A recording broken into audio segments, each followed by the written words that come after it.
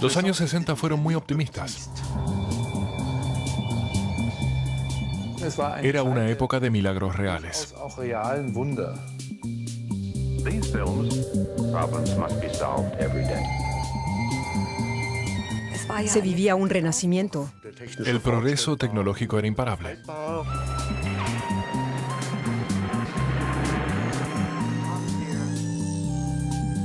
Man's ceaseless striving to leave. Una fe increíble en el futuro. Dans les possibilités du futur. Entonces era el futuro, hoy ya es el pasado.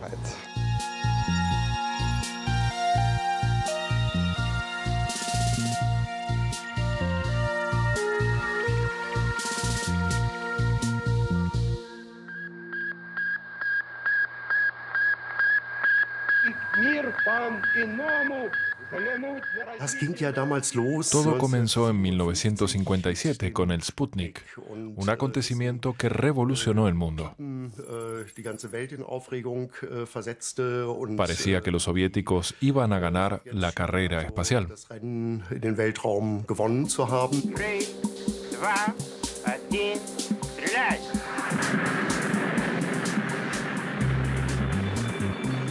You are hearing the actual signals transmitted by the Earth-circling satellite, one of the great scientific feats of the age. El 4 de octubre de 1957, el Sputnik 1 lanzado por la Unión Soviética se convierte en el primer satélite artificial de la Tierra. Sus señales anunciaban una nueva época, la era espacial. Así comenzó la década del 60, un periodo que se embriagó, como ningún otro, de fantasías futuristas. La Unión Soviética llevaba la delantera a Estados Unidos en la conquista del cosmos. Un shock para los americanos. El Sputnik abrió la carrera espacial. El trasfondo político era la Guerra Fría. Los medios hicieron lo suyo. Y en cierto sentido, la Guerra Fría fue trasladada al espacio, lo que provocó furiosas disputas. La carrera espacial fue antes que nada una competencia tecnológica. Sistemas de armas desarrollados para la Segunda Guerra Mundial suministraron los cohetes que servirían para superar la gravedad terrestre. Los soviéticos se adelantaron y obligaron a los estadounidenses a responder. Estos dieron luz verde al proyecto Vanguard sin antes concluir las pruebas del cohete portador. In America, however, there were only a few dedicated men who believed in space. In desperation, the United States looked to the Vanguard.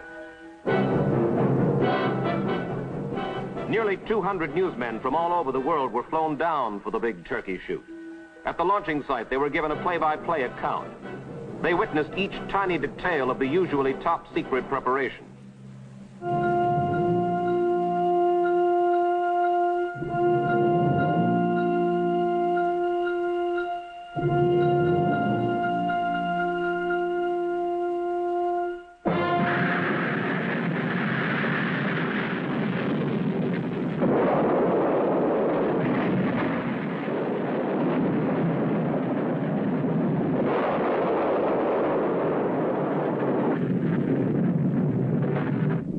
America's prestige had never been lower than at this moment, 11:45 a.m., December 6, 1957.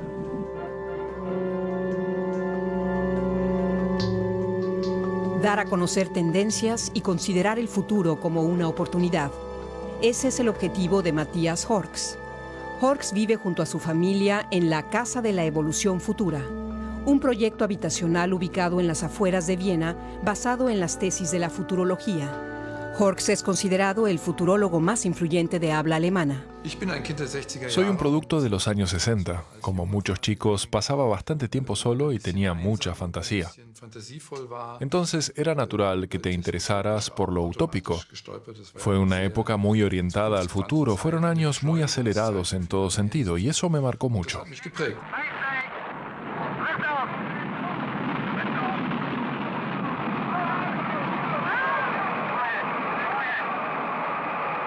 Los lanzamientos de cohetes eran un espectáculo mediático. El futuro había comenzado.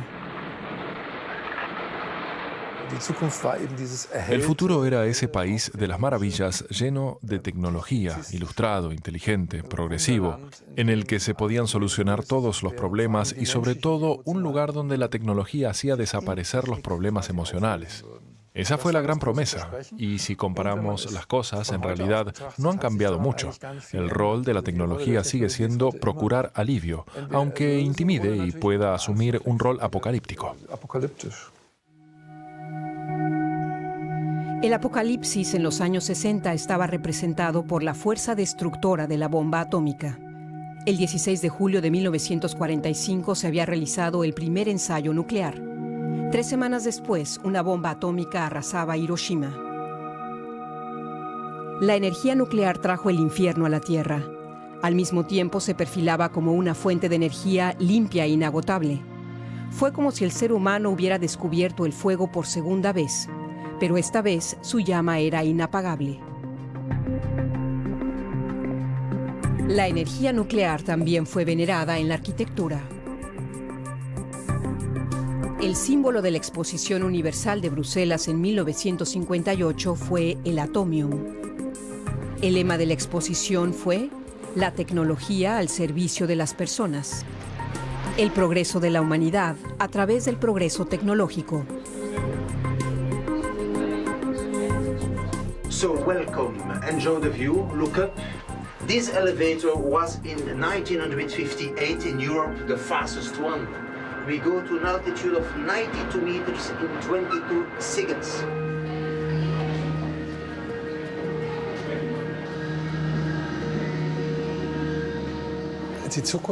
El futuro siempre ha estado presente en mi vida, en todo lo que hago. Me ha impulsado siempre el deseo de saber cómo van a ser las cosas. El pasado nunca me ha interesado en especial. Las clases de historia en la escuela había que soportarlas más. Lo que estaba por venir siempre me pareció mucho más interesante. Llegué al punto de leer todos los libros de la biblioteca que tuvieran en la cubierta una nave espacial o un planeta lejano. El título o el nombre del autor no me interesaban en absoluto. Si la historia tenía lugar en otro planeta o en el futuro, entonces sí que me interesaba.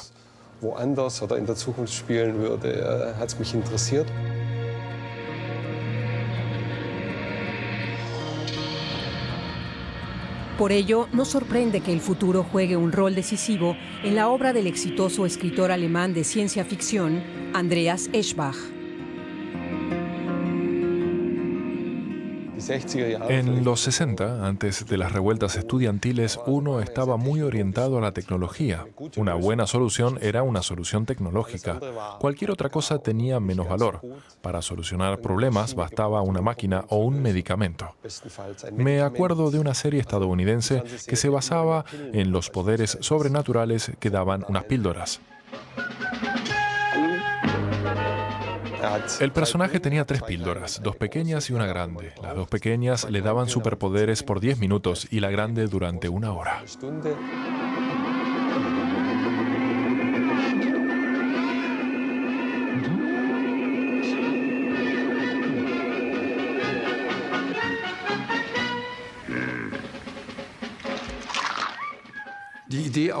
La idea de reemplazar la alimentación con píldoras era naturalmente parte de la enorme industrialización experimentada por todos los aspectos de la vida humana. You don't have to worry about diets to take these pills. They rearrange the calories.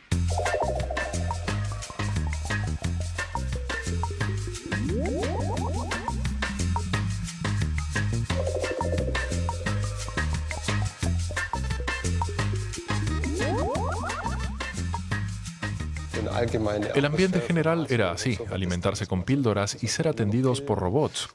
Cosas que hoy se considerarían terribles como visión de futuro, en aquellos años eran sensacionales.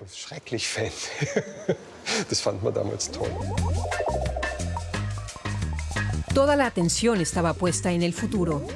El mundo laboral se alimentaba de nuevas técnicas y así surgían nuevas profesiones. La automatización, la informática y la cibernética nutrieron una nueva revolución industrial. Watson y Crick descubrieron la estructura del ADN. Los robots comenzaron a trabajar. Los cerebros electrónicos prometían sustituir al tradicional cerebro humano.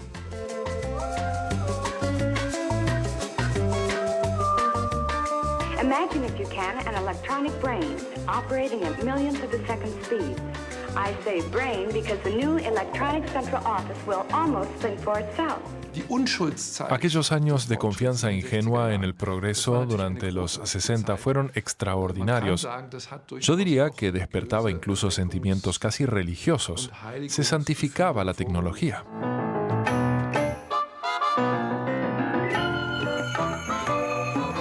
La fuerza redentora de la tecnología se instaló también en la vida cotidiana. La nueva ama de casa ya no tenía que usar sus manos. Solo había que pulsar botones y la cocina inteligente del futuro se encargaba de los quehaceres del hogar.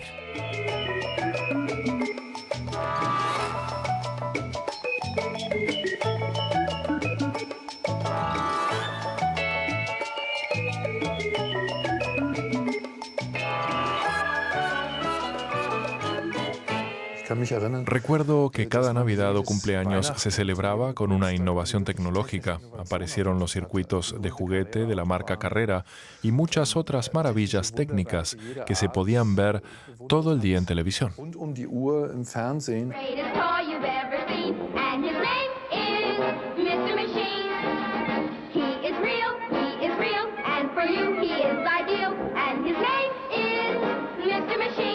Get your ideal Astrobase today. Okay, Robert can go forward, backward, or in any direction. Shoulder to shoulder, Robert marches to the next station, where his steering controls are locked into place. 10, 9, 8, 7, 6. Éramos chicos que estábamos profundamente aburridos del mundo. Vivíamos en un entorno muy estricto, con muchas reglas, con padres y madres muy autoritarios. En ese ambiente surgió una gran necesidad de experimentar cosas fantásticas.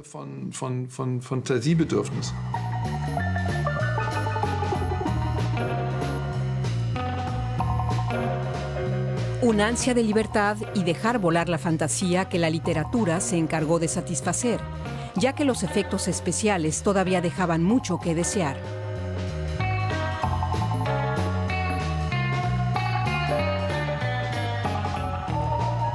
La gente se enfrascaba en la lectura de novelas de ciencia ficción y hojeaba historietas. En las recreaciones futuristas de los cómics, la imaginación no conocía límites. Yo leo cómics desde que tengo uso de razón, es algo que se transformó en una pasión. Las primeras fueron las historietas del ratón Mickey. Me acuerdo exactamente cuando mi padre, que vivió la guerra, me trajo un montón de cómics del ratón Mickey que encontró por ahí. Esos fueron mis primeros cómics.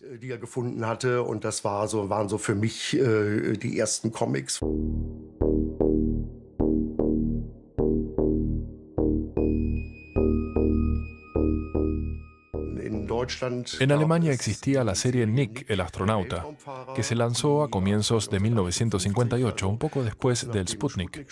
Un dibujante llamado Hans Rudi Vescher llegó un día a su editorial y su jefe le dijo: tenemos que hacer algo con el Sputnik, algo relacionado con el espacio. Y Hans Rudi Vescher comenzó a darle vueltas al nombre: Sputnik, Sputnik, Nick el astronauta. Nick der Weltraumfahrer. Y así nació el primer cómic alemán de ciencia ficción.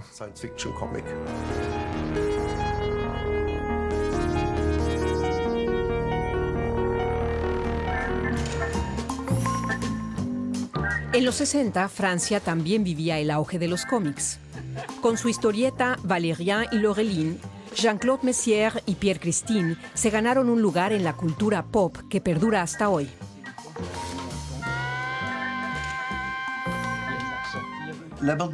Los cómics franceses y franco-belgas conquistaron un lugar propio en la literatura. En Alemania, por el contrario, los cómics siempre fueron un género marginal.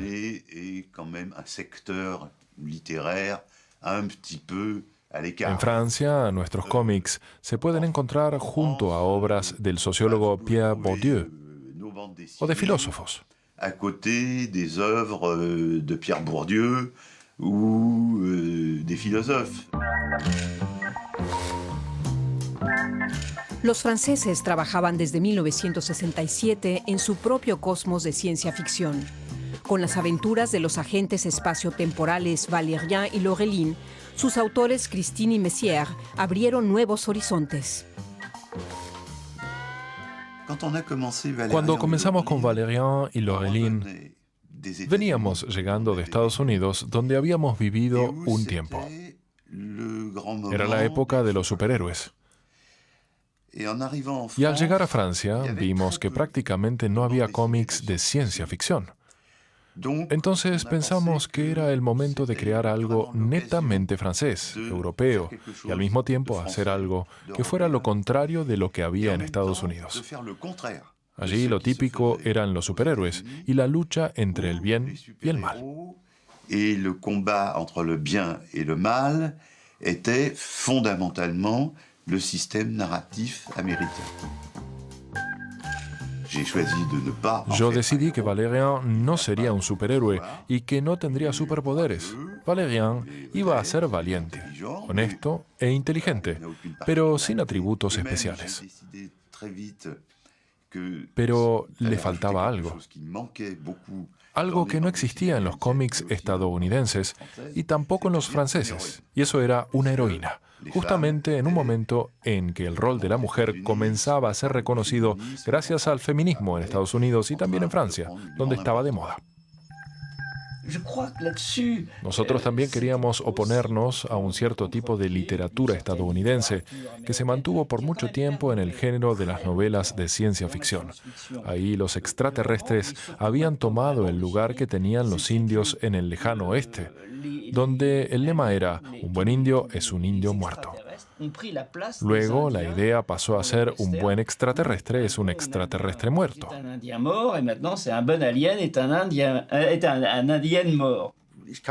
No recuerdo ni un ejemplo, una situación en la que podíamos aprender algo de los extraterrestres. Al final, los humanos siempre eran mejores en todo. Pero en la primera fila de la navegación espacial no estuvieron astronautas ni cosmonautas, sino una pionera de 4 patas. Unas semanas después del Sputnik, la Unión Soviética lanzó al espacio a la perra Laika. Ella fue el primer ser vivo que traspasó nuestra atmósfera. Un viaje, por cierto, sin retorno. Una vez más, la Unión Soviética tomaba la delantera en la carrera espacial. The second Sputnik was not only a tremendous scientific achievement in itself, but in the information received on Laika's long flight into space, the Soviets gained a priceless advantage in any forthcoming race to put a man in space.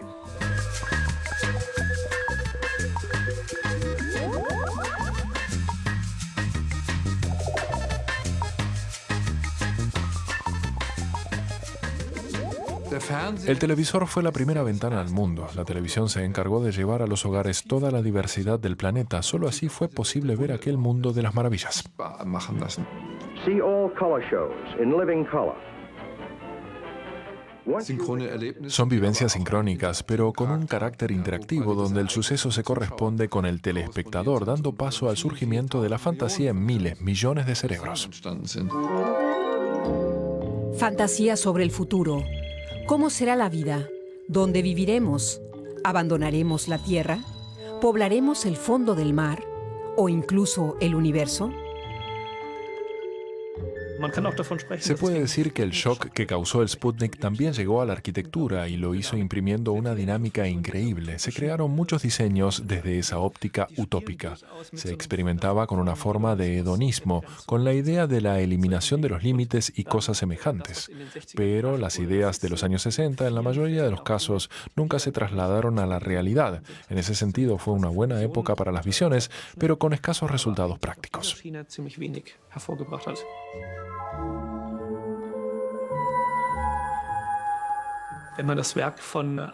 Tomemos, por ejemplo, los trabajos de Archigram. Era un grupo de arquitectos en el Reino Unido que se abrió a un medio completamente diferente. No solo traspasaban sus ideas arquitectónicas a planos y modelos, lo habitual de su profesión, sino que las trasladaban a cómics. Es decir, las publicaciones originales de Archigram son revistas. Se podría decir que eran fanzines. Publicaciones que reproducían el lenguaje del cómic, el espacio, los superhéroes. Ellos trataban todos esos temas.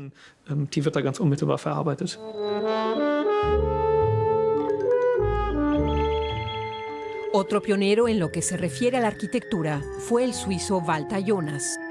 No era precisamente un constructor, pero sí un artista con ideas y visiones.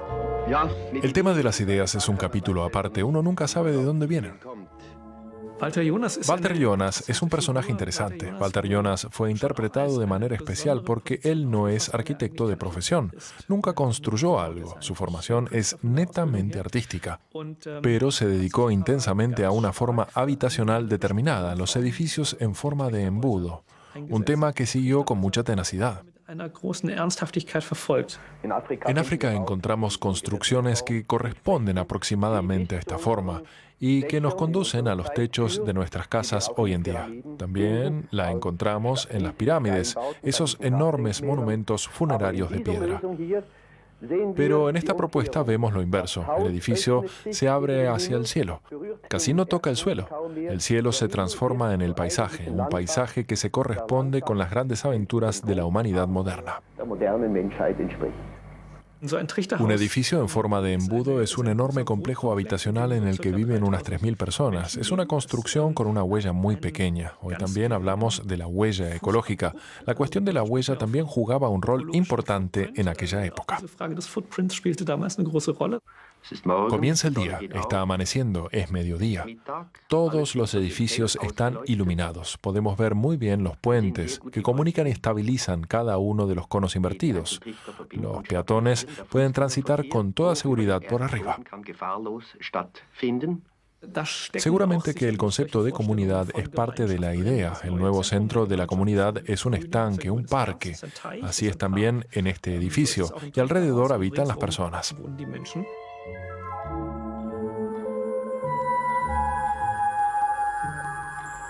En todo caso, hay que plantearse la pregunta de cuánto tiempo aguantaríamos ahí dentro. Es muy difícil de imaginar que la mera comunidad sea un factor de felicidad.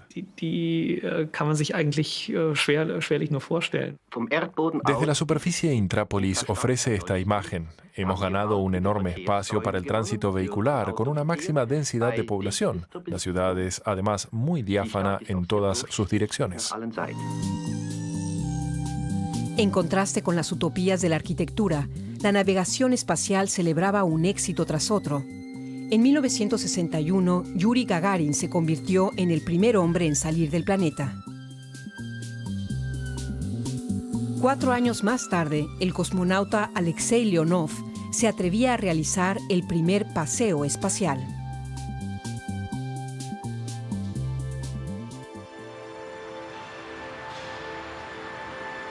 Fue un tiempo magnífico para los apasionados de la fantasía, para precursores y para aquellos que pensaban diferente, como Charles Wilp, un artista polifacético nacido en Düsseldorf que fue fotógrafo, músico y compositor, pero también un precursor en el mundo de la publicidad. La navegación espacial influyó su creación artística.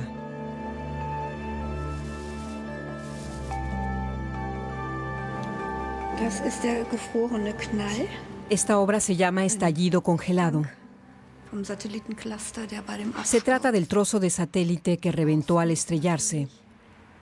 Y Charles lo convirtió en el estallido congelado, en recuerdo a Yves Klein y la colaboración con él. Una escultura que vive. La lámina plástica se dilata con el calor y ahora que está fresco se vuelve a replegar.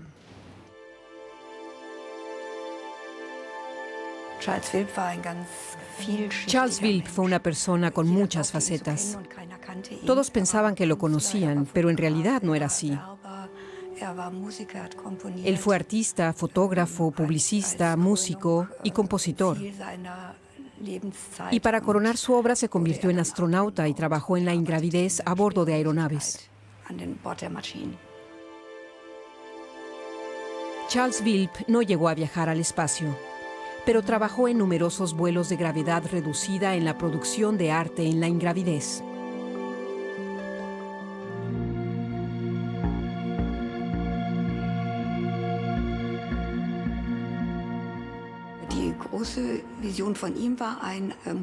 Su gran visión consistía en un módulo que se acoplara a una estación orbital para dar paso a la primera Academia de Arte Espacial. Un lugar al alcance de todos, bajo el lema «Cualquiera es un artista», abogados, científicos, políticos, todos, para que pudieran conocer en un módulo vacío la ingravidez como la mayor de todas las artes.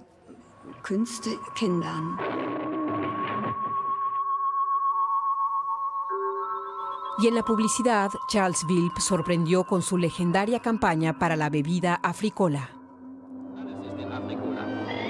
Sexy, mini, super, flower, pop-up cola, Africola. El aviso de Africola fue un hito en su carrera profesional. Die Africola-Lust. Die Erde ist ein Paradies mit Africola. Lustvolle Gefilde Africola hungriger Gefühle. Die Frau wird Frau und frei. Girl Power, Frauenlib und Männerfreiheit. En Huntsville, Alabama, visitó a Wernher von Braun, quien fue su guía por las instalaciones. Von Braun le mostró el cohete Saturno V, que en aquellos momentos estaba almacenado en frío. Entonces, a través de los vidrios empañados, vio en la puerta del casillero de un empleado un póster de una chica de calendario, como era habitual. Así nació la idea del aviso de Africola. Das war die Geburtsstunde der Africola-Werbung. Sexy, Mini, Super, Flower, Pop-Up Cola, alles ist in Africola. Primero le ofreció su idea a Coca-Cola, pero me dijo que no funcionó porque eran muy puritanos. Sexy Cola, Stimmungselixier. Super Cola, alkoholfreies Partygetränk. Flower Cola, Erfrischung auch bei schlechtem Wetter. Pop-Up Cola, das alte Rezept und die neue Konzeption.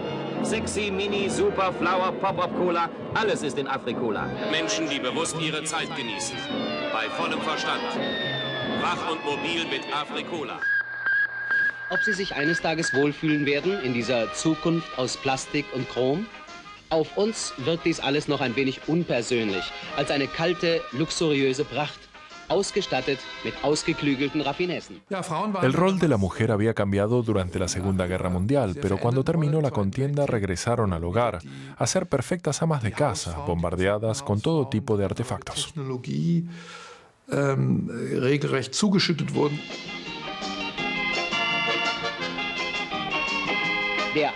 La rutina del ama de casa cargada de trabajo consistirá en vigilar robots, los silenciosos y fieles trabajadores domésticos del año 2000. Ahí volvía a aparecer la promesa de liberación, pero en realidad era una manera de mantener a raya a la mujer. En el espacio tampoco estaban presentes, o sea, la navegación espacial y la utopía de la ciencia ficción eran métodos para deshacerse de la mujer, para mantenerla apartada. Una última bebida para dormir y a la cama, calefaccionada termostáticamente. Sueños futuristas.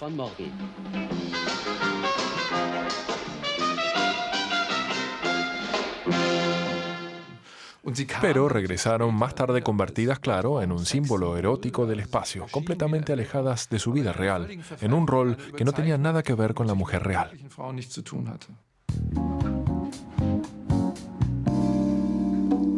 Especialmente mujeres con pechos voluminosos hicieron carrera en el género de la fantasía. Por ejemplo, Barbarella, aquella heroína espacial creada por el dibujante francés Jean-Claude Forest. Desde su estreno en 1962, Barbarella encendió las fantasías masculinas.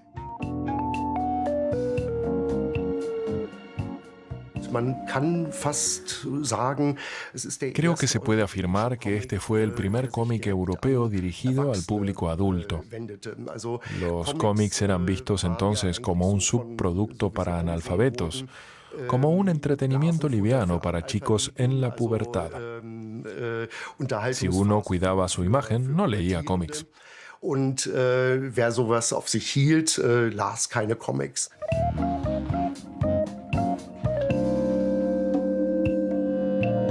Barbarella era una heroína espacial que volaba de planeta en planeta, pero al fin y al cabo la trama se reducía a desplegar sus talentos eróticos.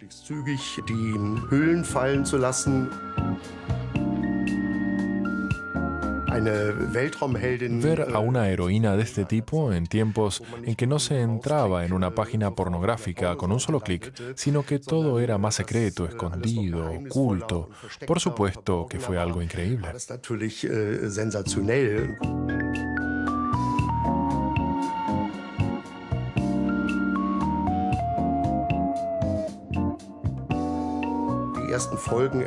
Los primeros capítulos aparecieron en una revista erótica, que no se preocupaba mucho de su imagen, así que los dibujantes tenían luz verde para hacer lo que quisieran,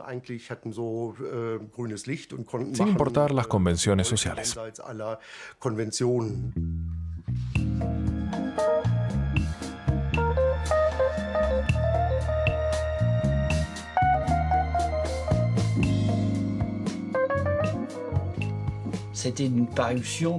Barbarella apareció en una pequeña revista y yo vi algunas páginas por casualidad.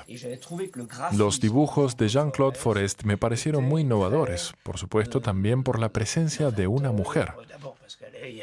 Él creó la primera heroína de cómics moderna e importante.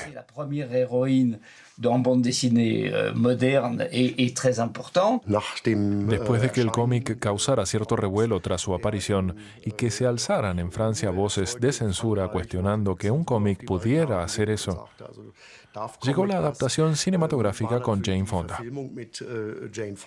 Fue como una legitimación, la confirmación de que sí estaba permitido en un cómic.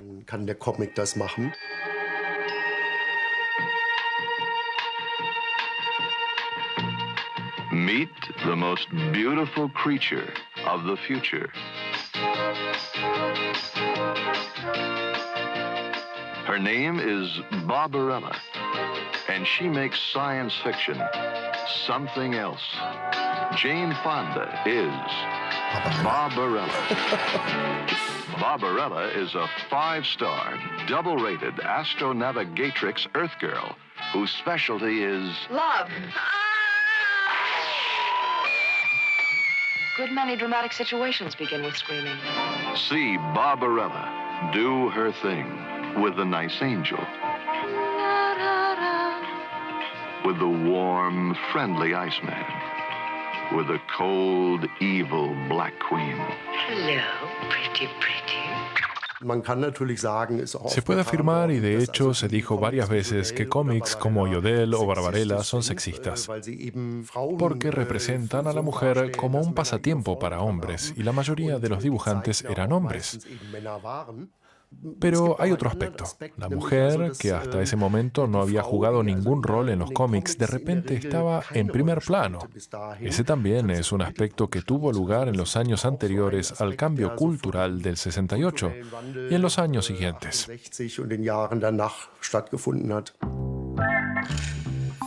Aquel ambiente de cambio también influenció a Valérien y Laureline. El estilo inusual de dibujar de Jean-Claude Messier y los particulares personajes de Pierre Christine distinguen a esta serie de cómic.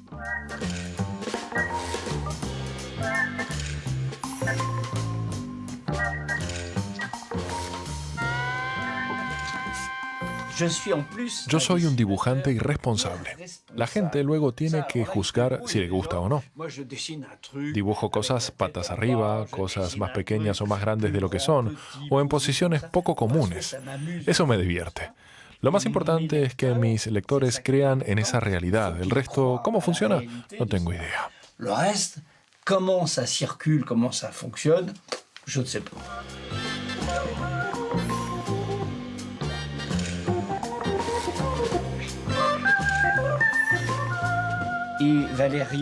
Valérian y Laureline fue para mí un experimento y un aprendizaje a la vez. Los cómics de ciencia ficción eran algo nuevo. Gracias a ello nos ganamos la simpatía del público, que descubrió al mismo tiempo un personaje femenino y encontraron que era una mujer estupenda. En même temps, un personnage féminin, et évidemment, en disant, mais elle est chouette, votre nana. Valerian es psíquicamente más inestable, a veces bebe demasiado y comete tonterías sexuales de mal gusto. Ça lui arrive de commettre quelques incartades sexuelles qui sont pas du meilleur goût. Por el contrario, Lorelén sabe cómo aplicar métodos más sutiles, es muy segura de sí misma, nunca titubea y nunca tiene miedo. Y Valerian, bueno, digamos que tiene sus debilidades. Lui, parfois oui, il a des brèches.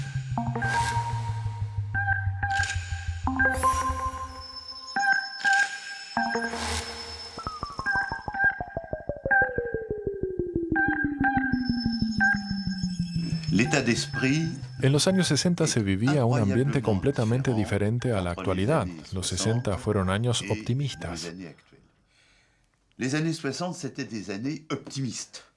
El gran tema, tanto en la Unión Soviética como en Estados Unidos, era la conquista del espacio.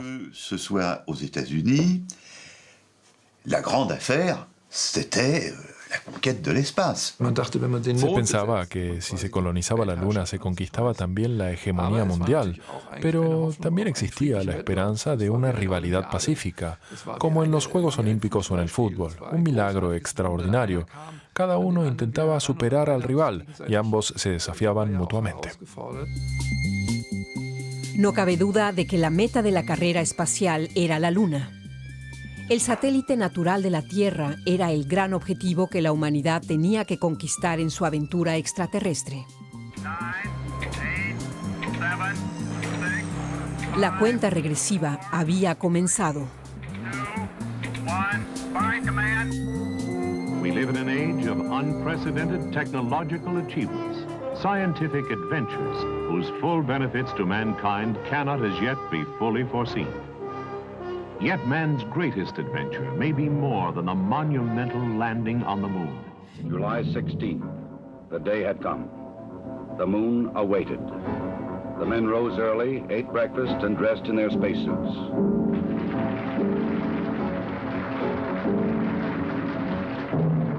Astronaut Edwin Aldrin Jr. would pilot the lunar module, and astronaut Neil Armstrong would serve as mission commander.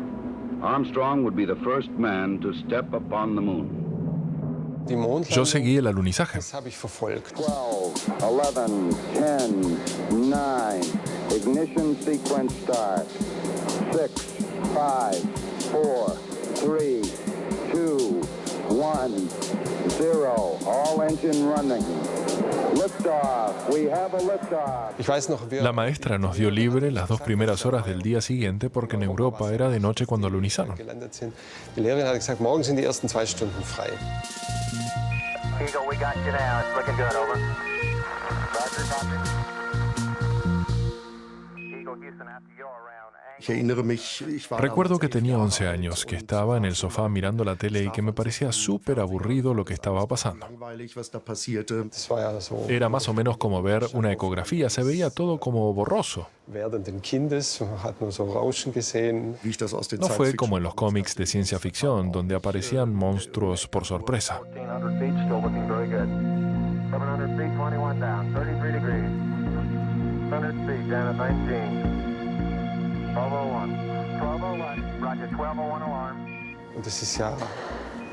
La verdad es que era una aventura cómo dirigían el módulo lunar.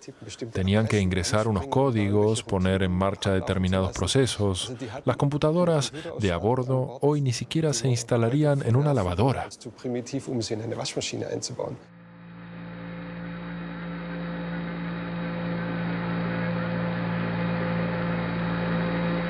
It's one small step for man, one giant leap for mankind. Las expectativas eran que después de este primer paso se podría ir a Marte y luego crear estaciones espaciales y ciudades en la Luna, etc. Era algo que se daba por hecho. That's all right, I don't mind a bit.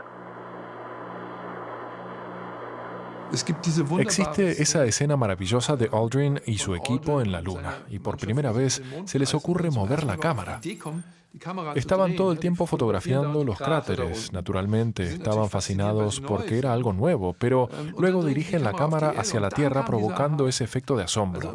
Esa imagen amplió sensiblemente la conciencia que el ser humano tenía de sí mismo.